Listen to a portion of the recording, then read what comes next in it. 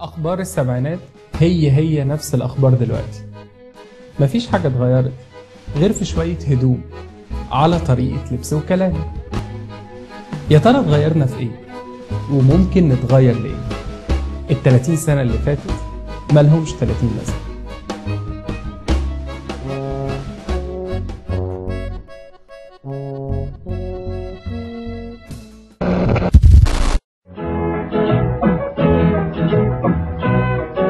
سيداتي آنساتي سادتي، حلقة جديدة تتميز بتميز أدائها وتتلون بتلون مشاهديها وتسطع معها خباياها ومعانيها.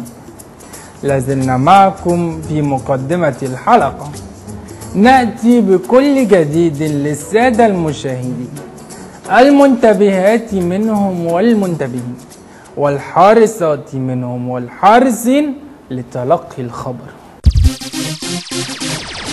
مشاهدينا في كل مكان، اهلا بيكم في حلقه جامده، اخر 3 حاجات في بعض. الخبر اللي معانا النهارده يا جماعه ان دل على شيء يدل ان يعني كيرفنا السينمائي في انحدار. عادي كل الكيرفات السينمائيه في كل دول العالم اب اند داون اب اند داون، بس احنا يعني خلاص داون خالص. الخبر بيقول ايه؟ لا لتشويه سمعه مصر، انا ضد فيلم شارع الهرم. وخبر اليوم فضيحه. خبر اليوم فضيحه يشتاق المستمع أن يتابعها. فخبر اليوم عن الفيلم البريطاني الذي يسعى لتشويه سمعة مصر. طبعا كلكم عارفين ان في الآونة الأخيرة في فيلم نزل الأسواق اسمه شارع الهرم وحقق إيرادات بالهبل يا جماعة، حقق إيرادات بالهبل. وكان الخبر المشهور قوي ان احنا لقينا حملات كتير جدا على الفيسبوك وفيها اسماء بقى لبيجات بقى ايه ان انت لا لفيلم شارع الهرم ومقاطعه فيلم شارع الهرم لانه بيسيء لسمعه مصر، وفي شارع الهرم بتاع الاهبل والرقاصه انا اكيد مقاطعه. فطبعا انتوا لو تخشوا وتشوفوا هتلاقوا بيجات وهتلاقوا لايكات كتير برضو بالهبل زي ما حقق ايرادات بالهبل. فقد كان الفيلم مليء باللقطات التي تجوب أنحاء جمهورية مصر العربية ولا تهتم بأي ناحية حضارية. فقد صور المباني الصحية مباني بدون سقوف، وقد صور أيضا عمال التراحيل والعمال في منطقة حلوان وهم يأكلون على فراشهم. فاحنا يا جماعة عايزين نقول من يعني ان التعليق كان حتى ايه لو انتوا بصيتوا على الصفحات ان فريق العمل بتاع هذا الفيلم ما اهتمش بالاحداث المتوتره اللي بتمر بيها البلاد. ده صح، ده صح، ده اكيد. يعني شفتوا تخيلوا بشاعه، يعني احنا دلوقتي في احداث 25 يناير وريفوليوشن وكده، واحنا مطلعين نتكلم عن الرقص والهقص والحاجات. في حاجات طبعا كتير جدا غير الرقص، يعني في الرياضه، يعني خليك بني ادم رياضي. في عندك ممكن تلعب كاراتيه، ممكن يعني الرقص مش الفحوى اللي احنا ممكن نتكلم فيها.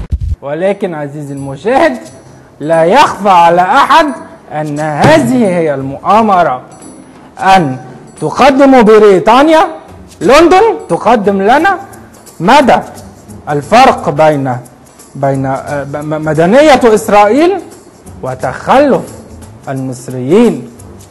ونحن في انتظار تواصلكم معنا عبر صندوقنا البريدي صاد ب أو عين ط 1 2 3 4 5. ونتمنى لكم أطيب التماني وعدم التفاني، ولكم سلامات جميع العاملين في الاستديو. اللي ما شافش الفيلم يا جماعه قصته يعني منتهى، انا مش عارف، عباره عن علاقه ما بين رقاصه وطبال وفي بنت تانية طالعه برضو ان هي يعني مش لاقيه وظروفها صعبه، راحت قالت اما ارقص عشان اكل من عرق جبينها طبعا يعني. واحنا طبعا مستنيين تواصلكم معانا عشان تقولوا لنا رايكم في الخبر ده يا جماعه، وانتوا مع ولا ضد ولا برضو ولا احنا بنحب ايه. وكلكم ده طبعا على صفحتنا على الفيسبوك وعلى تويتر. شوية المناظر اللي شافها المصريين المقيمين في لندن اعتبروها إهانة وتشويه لسمعة مصر، وما يعرفوش ان المناظر دي بقى فيه زيها ملايين الملايين وحالهم بقى انيل بكتير. مصر كبيرة قوي وناسها كتير قوي، والمشكلة مش ان احنا نلبس كويس او نغير هدومنا، على قد ما نغير سلوكنا، وفقر لازم يتحد منه وحد بجد يفهم همومنا. كان زمان غيرنا هو اللي بيشوه سمعتنا، لكن مش ناقصة ابدا دلوقتي ان احنا اللي نسعى ان احنا نشوه سمعتنا بايدينا عشان اتفرج على الرقاصة والطبال، واللي ما يشتري يتفرج علينا. اشوفكم الحلقة الجاية. مشاهدينا كنت بقول ايه في الاول؟ سيداتي النساء اهو.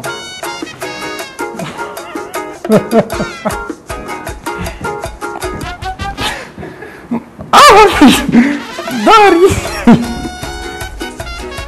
نسيت اقول حته في الاول. مش انا قلت لك يا ابني، مش انا قلت لك خليك من هنا واعمل الكادر ده؟ مش وطز، مفيش مخرج، مفيش مخرج معاك، تشتغل من دماغك انت.